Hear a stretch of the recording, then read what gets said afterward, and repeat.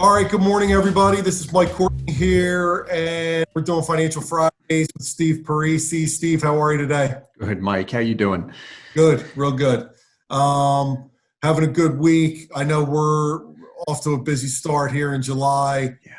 Steve Parisi and IBC are always off to a busy start every month. And, I want to talk to you a little bit today about background training and then what kind of key steps led to where you are today. So I know that you came at this business from a very technical perspective, digging apart these policies. How do they work? The illustration software. How did that help with where you are today? And how did that hurt you from trying to take those bigger steps and grow? Because I think it goes both ways, right? It definitely does. Yeah. So to start in the beginning, right, when I got into the whole life side of the business, quickly gravitated towards just illustrations and software, different platforms where I would build the policies out and model different financial plans for advisors and offices. First at an individual office, then at a corporate office. And what I mean when I say corporate is a company that modeled policies for corporations, executive benefit planning. So SERPs, COLI, BOLI, that kind of stuff, which that role specifically, modeling policies and just repetition with the illustration as far as companies that say, hey, we're putting in 500 grand per year, maximize the cash value as an asset on our balance sheet. We want it upfront and we want it long-term, all the benefits with it.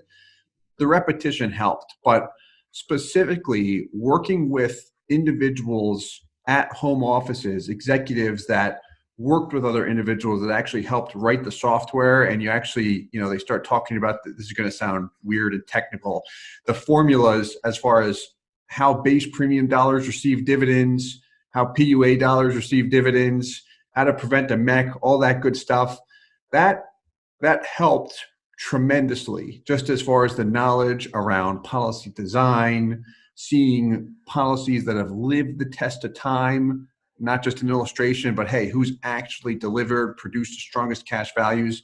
That helped. And I mean, I would just sit there and study it and model policies, as a back office nerd. Yeah. That's what I did. That was your training for how these products really work and seeing them implemented in real life. Correct. And, kind of historical performance. Correct. So what it did was really give me call it the foundation of knowing how to set up a policy where everything's optimized, cash value and death benefit are maximized upfront and long-term, and then make it flexible to be creative with it, all this good stuff. So that's what I would do. Now, because I was in a back office, and my wife can probably share this better than anyone else, when we first met, I was not the best communicator. So, I would say, hey, I got this great thing, but I couldn't get it out. I'd always stumble and trip over my own words.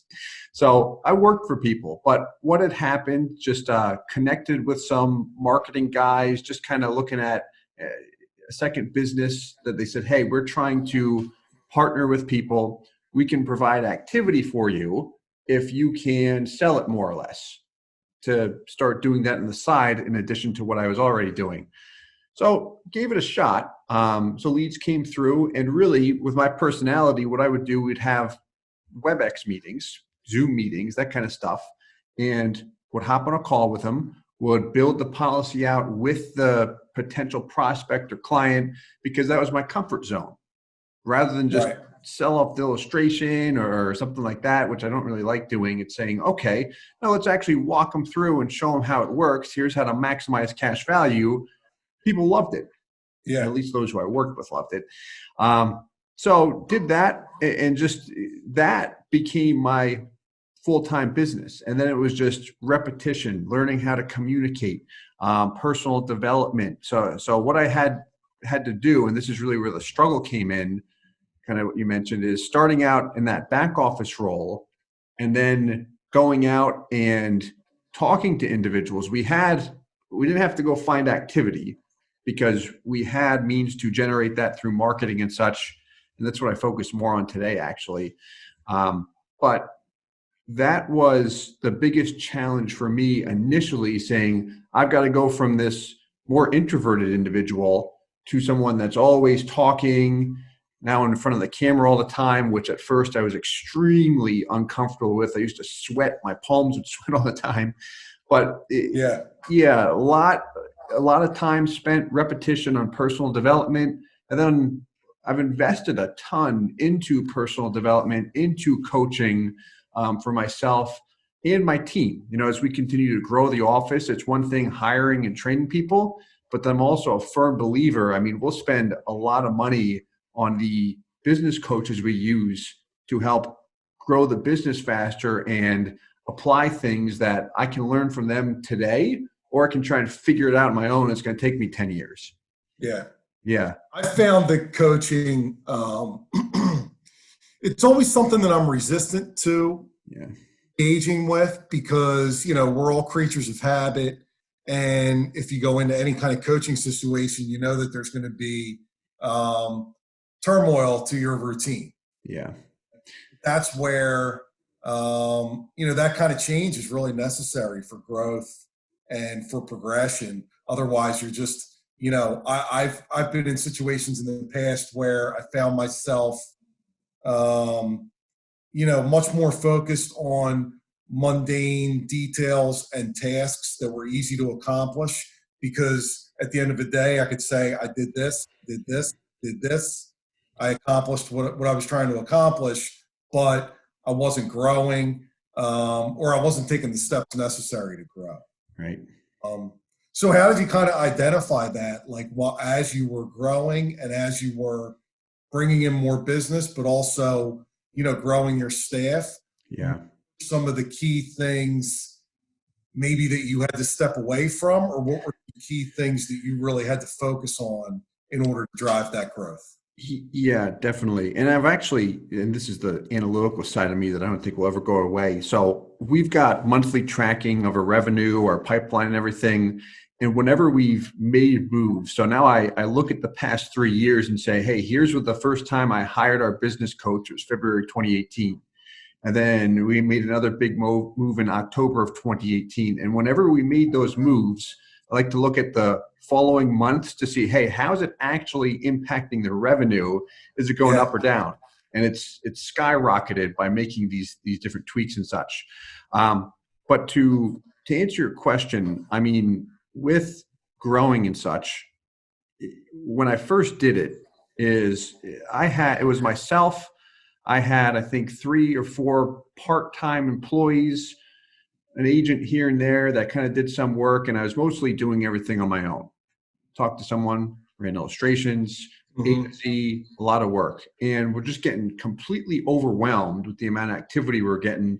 I'm like, okay, I need help. I can't figure this out on my own. So I reached out to a couple different business coaches, connected with one, and started just with a one-on-one call with them. Gave some great advice. The biggest takeaway I remember from that call, he's like, Steve, you got to start making decisions faster. Yes or no and go. Stop sitting there and overanalyzing everything. But he's done a lot more than that.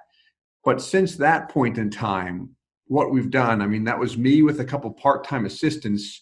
Today, we just hired a handful of people. We're just about at 25 full-time employees. And we've got several more in the pipeline. We're interviewing and such. We're going to be at between 30 and 35 within the next couple months, because we have to. We got to keep up with the growth. Everyone's overwhelmed. But what we do with everyone that we work with, we've got an interview process, we've got a qualification process, and it's really the right mindset, saying, hey, when someone comes in, it's more than just a sales job, more than just a job. We're putting a lot of time and energy into personal development. Someone that says, hey, my strength might not be communicating very well with the client, because mine wasn't. So how do we develop that? How do we work on that? How do we get better? We've got, as I always revamp the calendar, every day we're starting this process is time blocked out. I call it quality control time, which you probably have seen this kind of stuff quite a bit, but I'll explain what I'm talking about. Is It's one thing to know the insurance business and the cash value product. It's a whole nother thing to communicate it. And if you get someone that's a go-getter, they're a hungry young agent, they're going for it, but they don't communicate very well, or maybe their grammar is poor in emails and such, that can rub a client the wrong way or lose the deal. You could be the best illustrator, you can put the absolute best policy, but if you don't take the time, make sure everything's very thorough, from speed of follow-up, quality of communication, that stuff's important. So we take time every day and go through that. Hey, quality control. Here's how to respond to this individual's email. He had several questions. Don't just say, let's connect over a call to discuss, because that's what everyone else does. Take your time and answer his questions, then offer a call as well. But now he's got it in writing. It's just making it ultra convenient for the client. And then, proper choice of words. How do we use them properly? Which some people will hear that and like, that's like childish stuff, Steve. That's why we went to school. I'm like, yeah, I get it, but we forget unless it becomes a habit. So we take time going through that. That's personal development, get everyone super sharp. This way, if they're up against a competitive case or they're working with someone, the individual is going to enjoy working with them as an agent. They're their resource. So we spend a lot of time on that quality control to make sure that the quality of content or communication that comes out, in my mind, that's got to be top notch. Yeah, that's really interesting. And in a same thing, but in a slightly different way, my team and any team that I've ever been a part of, it was always very important to me that communication was very clear and everyone was on the same page and there wasn't a lot of guesswork. Yeah. So I'm very specific and anal with the folks that I work with on, this is how we communicate to a client. This type of communication should go out in this manner. This is how it should look. I want it to look professional, concise, detailed, but I also don't want there to be any guesswork. A lot of times in financial services in particular, you can have teams that are scattered. You're trying to respond to a bunch of different issues, questions, things that don't come up every day. If you can take the guesswork out of as much as possible to get into a really solid routine that everybody's bought into, you're going to save everybody a lot of time. It's going to be easier to kind of track what people are doing and what should be done, or fill in the gaps when someone's not around and someone else has to respond. And your clients get a consistent message that is comforting. You want to get the same kind of, it's not going to be the same answers in the same detail, but you want to see the same format. Like, these folks are organized as a team. Yeah. You can be confident in what they have to say. So it's interesting to hear you talk about it in that way and break it down to even just language and, simple things like that. Yeah, it's huge. I mean, it's one thing to know all the ins and outs in the industry, which, I mean, you've been in the business longer than me, and it's endless in some ways. Oh, yeah. Every day there's something I don't know. Yeah, and it won't stop because they're always going to keep updating products, and then the mortality update's going to change how the death benefit MEC calculation works, all that stuff. It's like, all right, it's never going to stop. Just stay up to speed with it. But it's communicating that too effectively to a consumer. I mean, I really like what you mentioned there as far as the consistency of communication. And this comes from over the years. Every time there's a problem or questions that come in that an agent has a hard time addressing from a client or prospect, I'm like, okay, send me the problem or send me the question so we can go through how to reply to it, but just make that response so thorough, whether we create a video answer, we answer it in writing. I kind of view it, and it's probably, this is my OCD, is if I ask someone a question, I don't like when they say, well, let's just schedule some time to talk about it. Like, I got a million things going on. Like, can you just give me a quick answer? Like, oh, it's complex. Give me an answer. Yeah. And even if it's complex, I mean, so have you ever gotten a question like this? Hey, Mike, like the guaranteed rate on a life insurance policy is 4%. How come I don't see 4%? Yeah, absolutely. Yeah, and now, all the time. yeah, and you can give a quick answer. Well, the guaranteed rate is a gross rate that's credited after the company's insurance expenses and mortality charges. But depending on who you're talking to, they might say, okay, explain or elaborate. And now you're going to get it, right? So my thing is, because I had those questions, it's the exact same thing. I think, okay, well, rather than just give a quick answer, because a lot of competitors will do that, and then a client can get frustrated if you sense that. I'm like, be thorough, give them the different answers. So we'll literally do that. So draft out an email, be very thorough, confirm that the client understood what you were talking about, as opposed to just giving a quick answer or trying to schedule a call. Still offer a call, but Yeah. if I send you something in writing, if we have video content on it as well that provides a verbal response in that manner, now all of a sudden, as the agent, you put a lot more time into it, it's a lot more work, but you've gone above and beyond, and the client gets all the information they need. They enjoy working with you, as opposed to let's schedule a call, then they forget about it, and now you've got to resell it every 6 months. Right. Yeah, and that's well. You've got a template for that that comes, somewhat regularly. It does. Yeah. Yeah. What? So new agents. I know you're looking for new agents to join the team. New agents coming on board from a coaching perspective. Obviously, you're the leader of the team. You're going to be coaching these guys up in a variety of aspects, whether it's sales presentation or more technical policy nuances.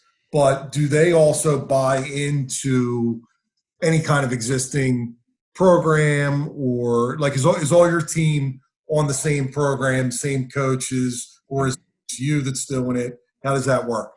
Yeah, no, so they're all tied in, so it all flows in the same manner. So we've got training on call it sales, follow up, communication to be more thorough, that we have from our business coach.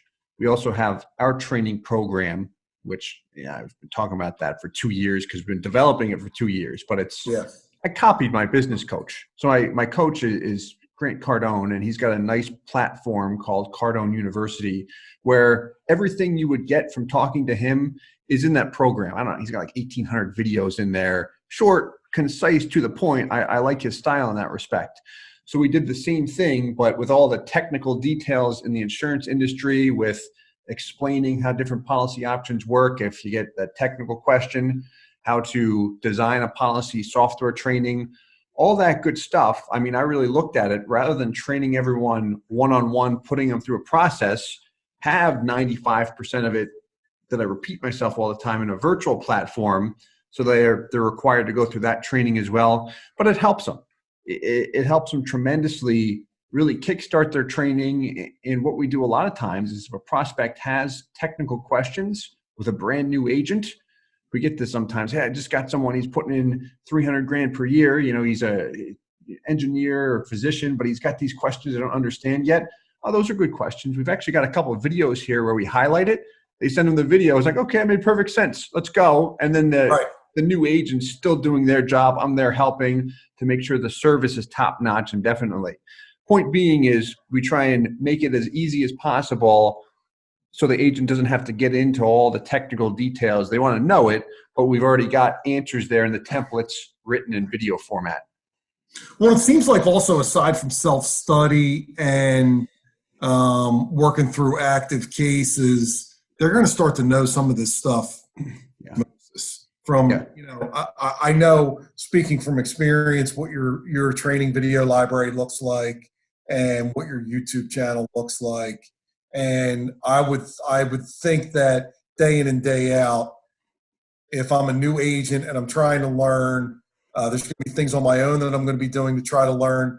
But just by repetition of watching those videos and reviewing those videos with clients, it's just a wealth of information that you really don't find in this business. I've always been surprised with financial services, how little coaching goes on at the agency level, and with your quote unquote sales manager types.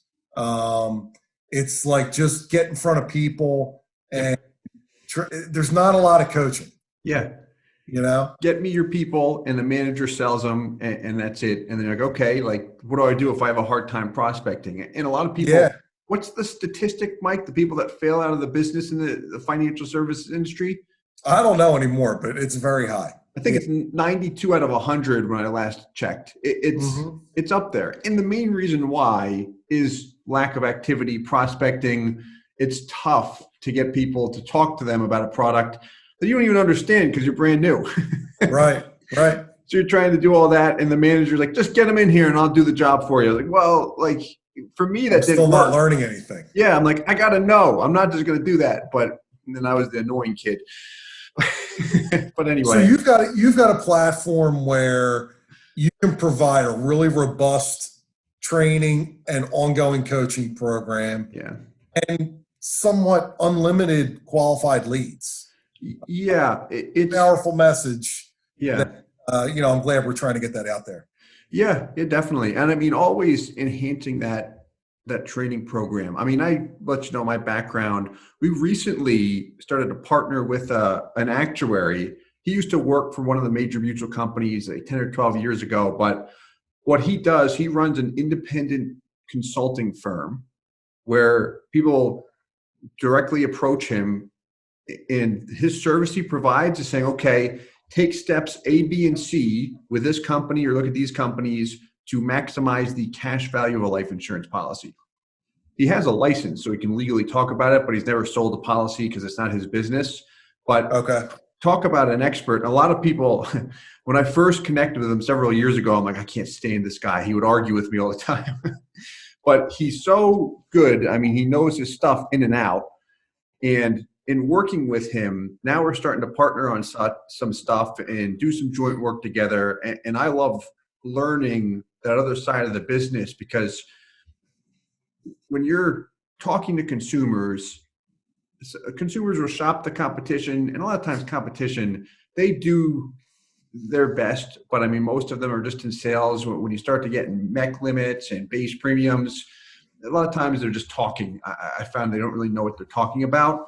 So I look at it as, okay, I do not want that problem here in the office at all. So we partner with people that can't question, like an actuary. They're going to Yeah. know the secret sauce in an insurance product in and out. So then we take what we've learned from him, put that into our training. One, our clients are as protected as they can be, so you can't lose in that respect.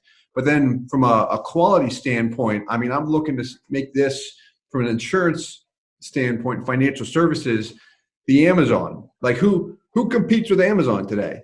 Right. Nobody.